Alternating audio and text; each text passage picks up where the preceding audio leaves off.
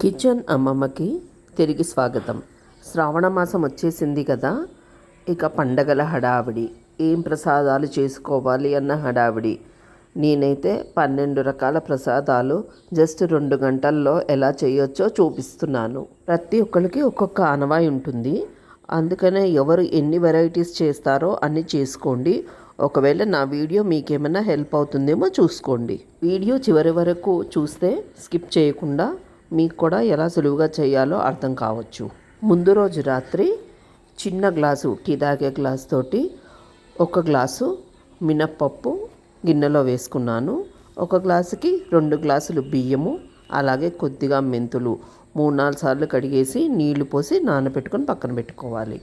అలాగే ఇదే గ్లాస్ తోటి 2 గ్లాసులు మినప్పప్పు, 1/2 గ్లాసు బియ్యము, కొద్దిగా మెంతులు, ఇవి కూడా 2-3 సార్లు కడిగేసి తర్వాత నీళ్లు పోసి నానబెట్టుకోవాలి.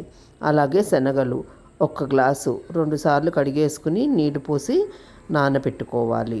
నేను చూపించే కొలతలన్నీ దాదాపు 8 నుంచి 10 మందికి సరిపోతాయి. పొద్దున్నే లేచి ఒక పెద్ద గ్లాసుడు శనగపప్పు 2-3 సార్లు కడిగేసి 2 గ్లాసులు నీళ్లు పోసి ప్రెషర్ కుక్కర్లో పెట్టి 4 విజిల్స్ రానివ్వాలి. ఇంకో స్టవ్ మీద కడాయి పెట్టి అది వేడెక్కాక 1 స్పూను నెయ్యి వేసుకోవాలి. నెయ్యి కరిగాక ఒక 10 జీడిపప్పులు, అలాగే 10 కిస్మిస్లు దాంట్లో వేసి వేయించాలి. ఇవి చక్కగా వేగాక తీసి ప్లేట్లో పెట్టుకోవాలి. అదే కడాయిలో ఒక చిన్న గ్లాసు ఉప్మా రవ్వ వేసి వేయించుకోవాలి. ఇది కలరు మారాక అప్పుడు దీన్ని కూడా తీసేసి పక్కన ప్లేట్లో పెట్టుకోవాలి. తర్వాత ఒక కడాయి పెట్టుకొని దాంట్లో 2 గ్లాసులు నీళ్లు పోసుకుని ఆ నీళ్లు బాగా మరిగాక మనము వేయించిన రవ్వని అందులో వేసేసి ఎక్కడా ఉండలు లేకుండా చక్కగా కలిపేసుకోవాలి. అది కొంచెం ఉడికాక ఇంకొక చెంచాడు నెయ్యి వేసి అది మొత్తంగా కలుపుకోవాలి. తర్వాత 1.25 గ్లాసుల పంచదార కూడా వేసేసి ఉండలు లేకుండా కలుపుకోవాలి. ఇలా చేస్తే మనకి రవ్వ ప్రసాదం రెడీ అయిపోతుంది. ఇది 2 ప్రసాదాలుగా ఆడుకోవచ్చు. కొంత భాగాన్ని తీసేసి దాంట్లో మనం ఇందాక వేయించిన జీడిపప్పు, కిస్మిస్ కలిపేస్తే రవ్వ కేసరి ప్రసాదం రెడీ. ఇంకా కొద్దిగా మనం ఉండలు చేసి బూరెలు వేసుకోవచ్చు. ఈలోపుగా మనకి విజిల్స్ వచ్చేసి పూర్ణము ఉడికిపోయింది శనగపప్పు. ఇప్పుడు దీంట్లో పూర్ణం చేసేసుకుందాము. శనగపప్పు పెట్టినప్పుడే రైస్ కుక్కర్లో ఒక 3 గ్లాసులు బియ్యం కడిగేసి 6 గ్లాసులు నీళ్లు పోసేసి పెట్టేశాను. శనగపప్పు మెత్తగా ఉడికిపోయింది కదా, దీంట్లో ఇలాచీ పొడి వేసేసి తరిగిన బెల్లము 1.5 గ్లాసు వేసేసి మొత్తంగా కలిపేశాను. ఇది హై ఫ్లేమ్లో 2 నిమిషాలు ఉడికించేసుకుంటే సరిపోతుంది. పూర్ణం రెడీ అయిపోయింది. వండిన అన్నంలో 3 వంతులు తీసేసి పక్కన పెట్టాను పులిహోరకి. కొద్దిగా ఈ గిన్నెలోకి తీసుకున్నాను, ఇది కోకోనట్ రైస్ చేయడానికి. మిగతాది అదే కుక్కర్లో రైస్ కుక్కర్లోనే ఉంచేసి దీంట్లో ఒక 1/2 లీటర్ దాకా పాలు పోసి మళ్ళీ ఉడికించాను. ఇది ఏంటంటే దద్దోజనానికి మనకి పరమాన్నానికి సరిపోతుంది. ఈ లోపుగా స్టవ్ మీద కడాయి పెట్టుకుని కడాయి వేడెక్కాక ఒక 4 గరిటెల పాటు నూనె పోసుకుని 1 గ్లాసుడు పల్లీలు వేసి వేయించుకున్నాను. పల్లీలు వేగుతుండగానే ఒక 1/2 గ్లాసుడు శనగపప్పు, ఒక 1/2 గ్లాసుడు మినప్పప్పు ఇవి కూడా వేసి బాగా వేయించుకోవాలి. ఈ తాలింపు పులిహోరకి. పులిహోర నేను మామిడికాయతో చేశాను. ఈ పల్లీలు, శనగపప్పు, మినపప్పు ఏగుతూ ఉండగా దాంట్లో 1/2 గ్లాసు ఆవాలు కూడా వేసేసి వేయించుకోవాలి. ఆవాలు చిటపట్లాడుతూ ఉండగా జీలకర్ర కూడా వేసేసాను. ఇది కూడా వేగుతూ ఉండగా ఒక 10 పచ్చిమిరపకాయలు చికెలికలుగా కట్ చేసేసి అది కూడా వేశాను. అలాగే కడిగిన కరివేపాకు 1 గుప్పడు ఇది కూడా వేసేసి బాగా వేయించేశాను. తరువాత తురిమిన అల్లం ఇది కూడా వేశాను. ఇది కూడా వేసేసి వేయించాను. తరువాత ఒక పెద్ద చెంచాడు పసుపు కూడా వేశాను. ఇది వేగుతుండగానే 3 మామిడికాయలు తొక్క తీసేసి అంతా తురిమేశాను. ఆ మామిడికాయ తురుమునంతా ఇందులో వేసేసాను. ఈ మామిడికాయ అంతా మెత్తపడేదాకా కొద్దిగా ఉడికించుకోవాలి. ఇది కొంచెం మెత్తపడుతున్నప్పుడు దీంట్లోనే ఎండుమిరపకాయలు కూడా వేసేసాను. పులిహోరకి సరిపడా ఉప్పు కూడా వేశాను. అలాగే 1 చెంచాడు ఇంగువ ఇది కూడా ఇందులో వేసేసాను. ఇదంతా తాలింపు అయిపోయాక దాన్ని దించుకుని ఇందాక అన్నం తీసి పెట్టుకున్న దాంట్లో ఈ పులిహోర గొజ్జునంతా వేసేసి దీన్ని చేత్తో చక్కగా అంతా పట్టించేసి ఒక పక్కకు పెట్టుకున్నాను. పులిహోర ఎప్పుడు కూడా చేత్తో కలిపితేనే అంతా అన్నానికి కలిసి రుచి బాగుంటుంది. ఇది మట్టుకు చూసుకోండి. కుక్కర్లో అన్నము ఇంకా కొంచెం మెత్తబడింది. దాంట్లో కొంచెం వేరే గిన్నెలోకి తీసేసుకున్నాను. అది మనము దద్దోజనం చేసుకోవడానికి. మిగతా అన్నంలో మళ్ళీ పాలు పోసి మళ్ళీ ఉడికిస్తున్నాను. ఇది పరమాన్నానికి ఎప్పుడూ కూడా అన్నము మెత్తగా ఉండాలి. లేదంటే బెల్లం వేశాక అది బిరుసుగా అయిపోతుంది. తినడానికి అంత రుచిగా ఉండదు. ఇది ఉడుకు పడుతున్నాక దాంట్లో కొద్దిగా యాలకుల పొడి కూడా వేసేసాను. తర్వాత దద్దోజనానికి తాలింపు వేసేసాను. కడాయి మళ్ళీ అదే కడాయి పెట్టుకుని దాంట్లో ఒక గరిటె నూనె వేసి ఒక చెంచాడు శనగపప్పు, ఒక చెంచాడు మినప్పప్పు వేసి వేయించాను. దాంట్లోనే ఒక పావు చెంచాడు ఆవాలు, పావు చెంచాడు జీలకర్ర, తర్వాత కరివేపాకు ఇది కూడా వేసి వేయించాను. తర్వాత సన్నగా తరిగిన పచ్చిమిరపకాయ ముక్కలు కూడా వేసేసాను. అలాగే కడిగిన కరివేపాకు అది కూడా వేసి చక్కగా వేయించేశాను. దీంట్లో కొద్దిగా తురిమిన అల్లం కూడా వేసేసాను. ఒక 4 ఎండిమిరపకాయలు కూడా వేసి బాగా వేయించేశాను. ఇది మొత్తం వేగిపోయాక స్టవ్ కట్టేసి దీన్ని పక్కన పెట్టుకున్నాను.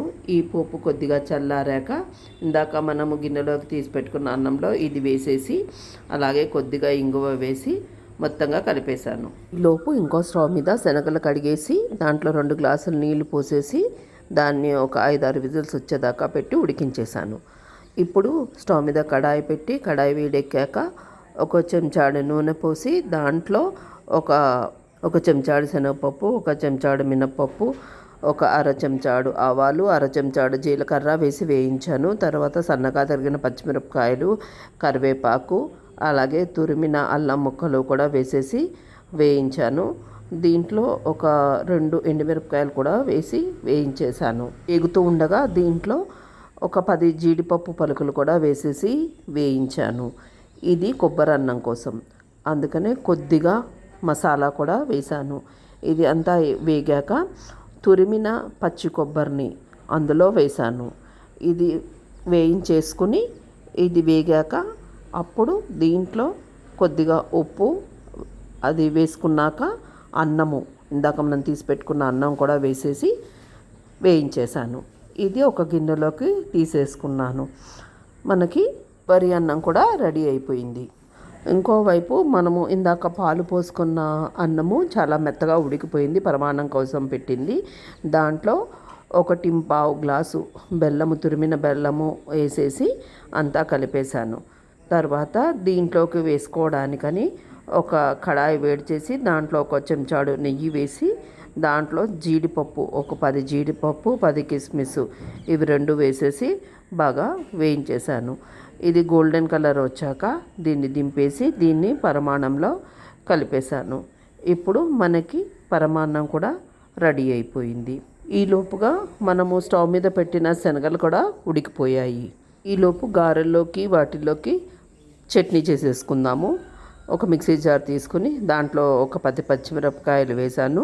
అలాగే ఒక అరచిప్ప కొబ్బరికాయ ఇది కూడా ముక్కలు కట్ చేసి వేసేసి ఒక అర చెంచాడు జీలకర్ర, తగినంత ఉప్పు, తర్వాత పెరుగు ఒక చిన్న గ్లాసుడు పడుతుంది అది కూడా వేసేసి జస్ట్ మిక్సీ చేసుకోవడమే. ఇది చాలా సులువైన పచ్చడి, కొబ్బరి పచ్చడి. ఇది చాలా రుచిగా ఉంటుంది గారెల్లోకి. తర్వాత తాలింపు వేసేసుకుని ఆ తాలింపు గిన్నెలో ఈ పచ్చడి వేసి కలిపేసుకున్నాను. అంతే, పచ్చడి కూడా రెడీ అయిపోయింది. ఇప్పుడు స్టవ్ మీద ఒక కడాయి పెట్టుకొని అందులో డీప్ ఫ్రైకి సరిపడా నూనె వేసుకోవాలి. ఆ నూనె వేడెక్కేలోపు మినపప్పు రుబ్బేసుకుందాము గారెల కోసం. మినపప్పు ఇంకోసారి కడిగేసి దీన్ని మిక్సీ జార్లో వేసుకుని కొద్దిగా నీళ్లు పోసుకొని మెత్తటి పేస్ట్ లాగా రుబ్బేసుకోవాలి. చూడండి, ఈ విధంగా మొత్తం రుబ్బిన పిండి అంతా ఒక గిన్నెలోకి తీసుకున్నాను. తర్వాత ఇంకో స్టవ్ పైన కడాయి పెట్టుకొని దాంట్లో ఒక గ్లాసున్నర బెల్లం వేశాను. అలాగే గ్లాసున్నర నీళ్లు పోసాను. ఇది పాకం గారెల కోసము పాకం పడుతున్నాను. దాంట్లో కొంచెం యాలకుల పొడి వేసి ఇది మరిగించాను. ఈ విధంగా మరగాలి. ఇది మరీ చిక్కగా కాకూడదు. ఒక ప్లాస్టిక్ కవర్ తీసుకుని దానిపైన నీటితో తుడిచి అప్పుడు కొద్దిగా రుబ్బిన పిండి తీసుకొని ఆ కవర్ పైన పెట్టుకొని దాన్ని వడలాగా ఒత్తుకొని మధ్యలో ఒక హోల్ చేసేసి ఇది కాగిన నూనె మరుగుతున్న నూనెలో వేసేసి చక్కగా గోల్డెన్ కలర్ వచ్చేదాకా రెండు వైపులా వేయించుకోవాలి. ఇలాగే నేను అన్ని గారెలు వేయించుకున్నాను. పాకం గారెలకి ఎప్పుడూ కూడా తీసిన వెంటనే పాకంలో వేసేయాలి. పాకం ఈ విధంగా వచ్చాక కట్టేసుకోవాలి. ఇప్పుడు నేను గారెలన్నిటినీ తీసి పక్కన పెట్టుకుంటున్నాను. ఒక్కసారి అందులో పాకంలో వేయడానికి, అలాగే పెరుగు వడల కోసం అనేసి రెండిటి కోసమని ముందుగా వేయించుకున్నాను. గారెలన్నీ తీసేసి ఫస్ట్గా ప్లేట్లో పెట్టుకున్నాను. ఈ ప్లేట్లో పెట్టుకున్న గారెలు కొన్ని తీసేసి వేడి పాకంలో ఒక్కొక్కటిగా వేసేసి దాన్ని రెండు వైపులా తిప్పాను. పాకంలో వేసేసాక ఇది ఒక గంట నుంచి గంటన్నర పాటు వదిలేస్తే ఆ పాకం అంతా ఈ గారెలు పీల్చుకొని మంచి టేస్టీగా ఉంటాయి.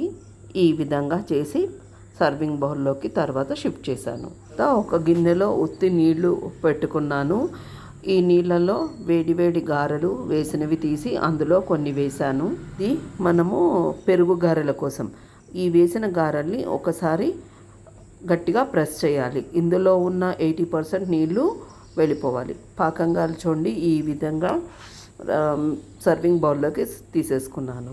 తర్వాత ఒక గిన్నెలో ఒక విస్కర్ తీసుకుని దాంట్లో కొద్దిగా పెరుగు వేసుకుని, అంటే ఒక 2-3 గ్లాసుల వరకు పెరుగు వేసుకుని విస్కర్తో బాగా కలిపేసేసి దాంట్లో కొద్దిగా నీళ్లు కూడా పోసుకోవాలి.